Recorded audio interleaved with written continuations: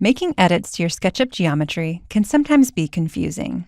You can make changes from one angle that look okay, and then as you begin to move it and orbit, you can see that you're actually making a sticky mess from the other side.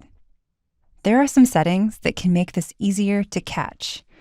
In this example, I'm trying to use my Select tool to move this geometry along the green axis 2 feet to make room for more cabinetry here. If I turn on the X-ray mode under View, Face Style, X-ray, I can see that as I'm moving this right away that the geometry behind it isn't quite doing what I'd like it to do. So I can hit Escape and reselect the correct geometry, and I can already see that this entire face back here is selected because X-ray mode is on. Now when I go to move it 2 feet along the green axis, I can see that everything is moving nicely and the way that I'd like it to. So I can type 2 feet, enter, and everything stays aligned and not a sticky mess. Another option would be to use the back edges setting, and that is also under View, Edge Style, Back Edges. The keyboard shortcut for this is also the letter K, so I can touch the letter K to toggle that on and off.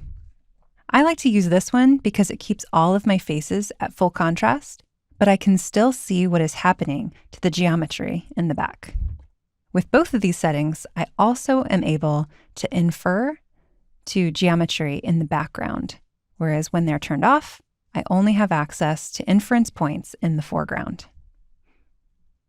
Both of these settings are also helpful for scaling things. For example, if I'd like to rescale this refrigerator, I can select the refrigerator, hit the scale icon, or the letter S for scale, and I'm trying to look for the green grips that are controlling the width of the refrigerator. I found it in this case, but sometimes they can be really tricky to find if you don't know where to hover your cursor. But if I turn on the back edges by hitting the letter K, I now have access to all of the green grips. The same goes with the X-ray mode. I'll be able to see all of these green grips and have access to them easily. Now I can see the width grip, and I can move that to change the width of the refrigerator.